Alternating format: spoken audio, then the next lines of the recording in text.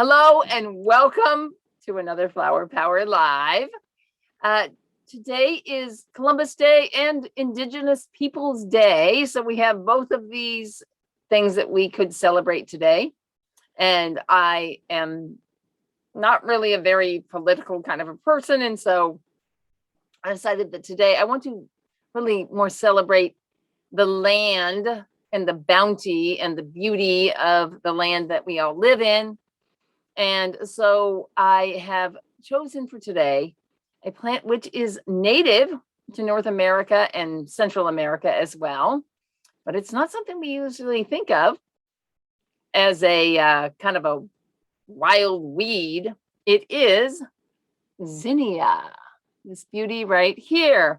So hello, I am Allison from The Well Cultivated Life, and thank you so much for joining me here on Flower Power Live. We can share some cool plant facts and plant wisdom together. Now, you're probably familiar with this incredibly bright, gorgeous annual flower that everybody plants in their garden. You find it in garden centers, seeds and plants and so on and so forth. In fact, these colors are so bright that they don't even seem real half the time, do they? It's an amazing, I'll bring this whole bouquet into bloom. Now, this isn't just zinnias, it's also got some dahlias in here as well. But zinnia is our plant of the week. And so I just want to tell you a little bit about that. So this is indigenous to North America, to this area. And the genus Zinnia is named after this German botanist named Johann Gottfried Zinn, and he studied this plant in the 1700s when he was doing some travels in Mexico.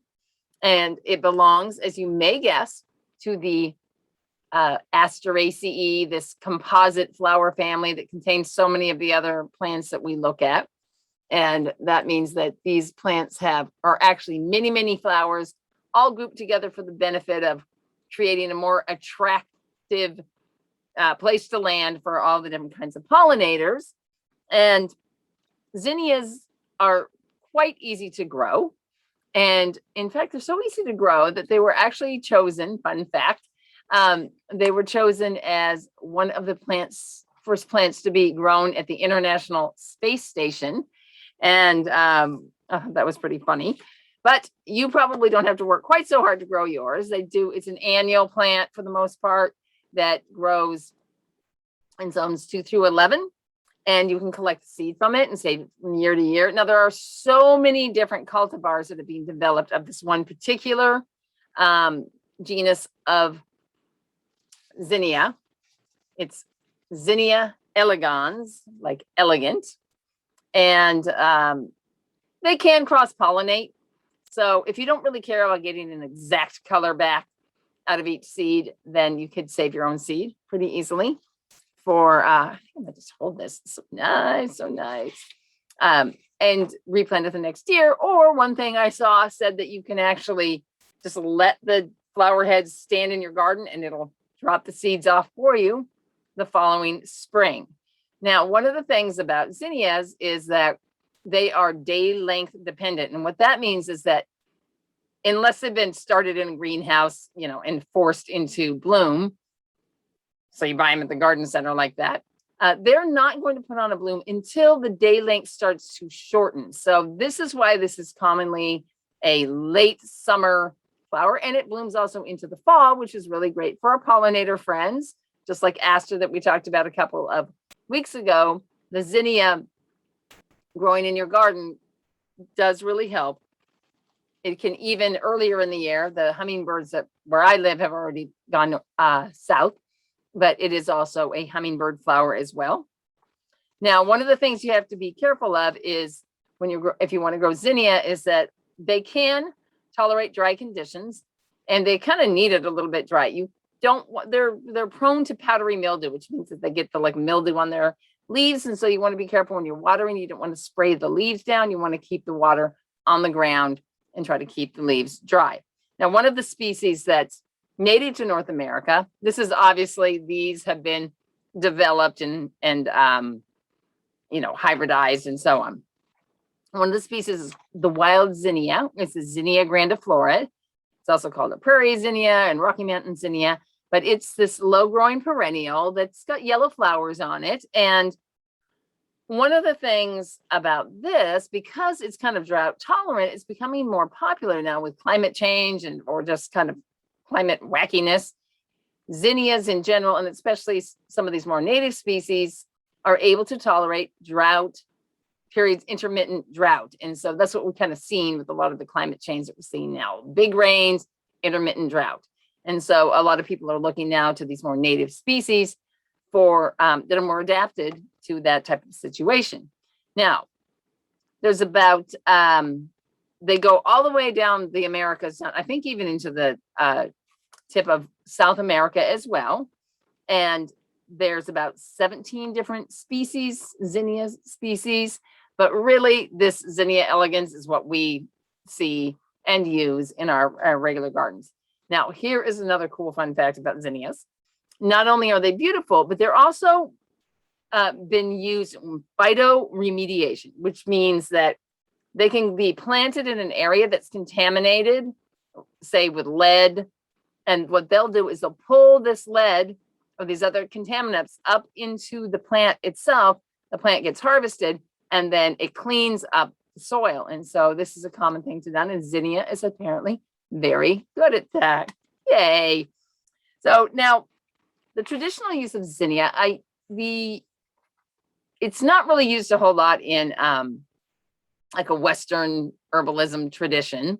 But I did find a little bit of information about it from the indigenous tribes, especially in the southwest part of the United States, and both ceremonial and also medicinal. So I found this quote, like there's this one quote that I found in about 15 different places, people just kind of copying and pasting the same thing, but it was saying that zinnia is considered one of the sacred life medicines of the Navajo tribe.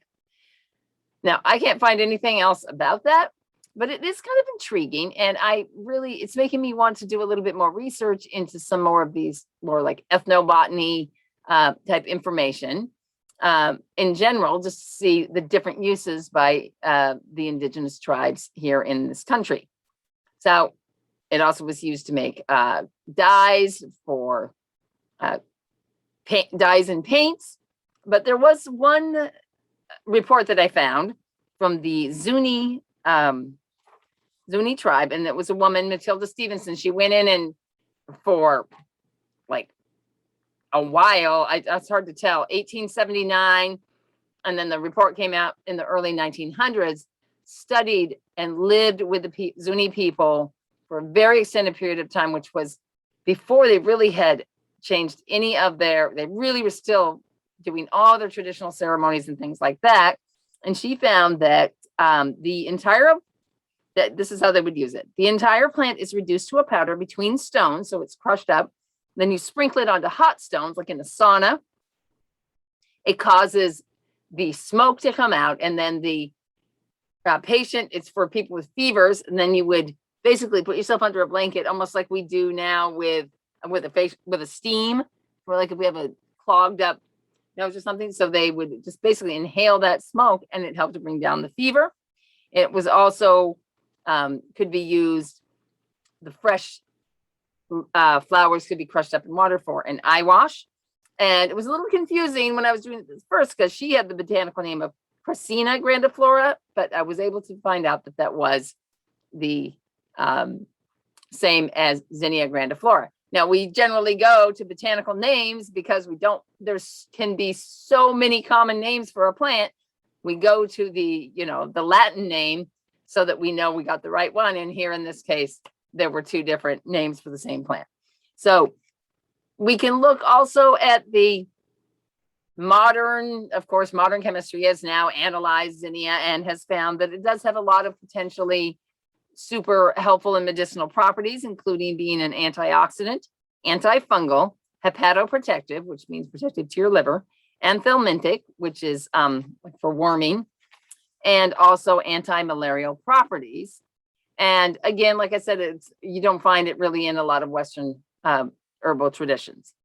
But the flower essence has definitely been well studied, in particular the red flower.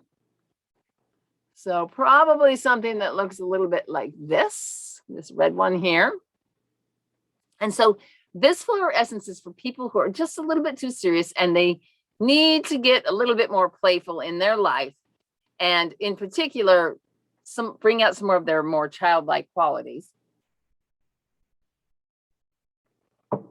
And be able to step outside of themselves and bring, in particular, a refreshing sense of humor. Now, Flower Essence Services, what they have to say about this is, I thought this was just so interesting, so I want to read it to you. Humor is uniquely human. Other forms of life certainly experience joy and delight, but humor requires the ability to step outside oneself and not take oneself so seriously. It is the human being with its pronounced sense of self who has developed and very much needs the soul quality of humor. Is this just so much the case, right? The capacity to laugh at oneself or to be lighthearted is quite literally a necessary balance to the somber heaviness of self-consciousness. Boy, do we need humor in our life. We definitely need to be able to laugh at ourselves, and we definitely need to be able to just laugh from bringing our releasing emotions and to help ourselves feel better. Now, the card that goes with Zinnia is from the Soulflower deck. And so she's a flower essence therapist also. So her words on the card are very similar to the flower essence from FES. And what this says is that is lightheartedness is the message. Here's what the card says. Zinnia encourages spontaneity and just plain silliness to help bridge the gap between responsible adult and innocent child. Allow yourself to rediscover your joyful, playful inner child. Open your heart and your imagination and allow yourself to dream. The world is your oyster and anything is possible. So bringing out the spontaneity, this inner child, this silliness and fun that so many adults have pretty much lost as we get old and get responsible. It doesn't mean you have to be irresponsible, but you certainly shouldn't be going all the way to serious. And so that's why I like what she says on the card. She's like, it kind of like bridges this gap between complete carefree, we have to have some responsibility, and being over responsible and too serious and so on. And so what better way to be less serious, but then to use humor. I love humor. I love to laugh. And so one of the other things that's important is just bringing this laughter and humor into your daily work and into your home and work, and just not taking yourself so seriously. And it says here that the flower essence brings the soul quality of humor to one's humanness, teaching that the soul who is in good spirits is truly on a balanced spiritual path. So have you ever seen the Dalai Lama? He's always smiling, right? Now, these incredibly bright colors, like if you see a big swath of zinnia growing, it is just so bold and brilliant and beautiful. And we really think a lot of children. We think of bright colors and fun. And have you ever seen a clown come out in a circus wearing a gray suit? No, they've got, multicolored striped pants and polka dotted hats and things like that. So we just can't be taking ourselves too seriously.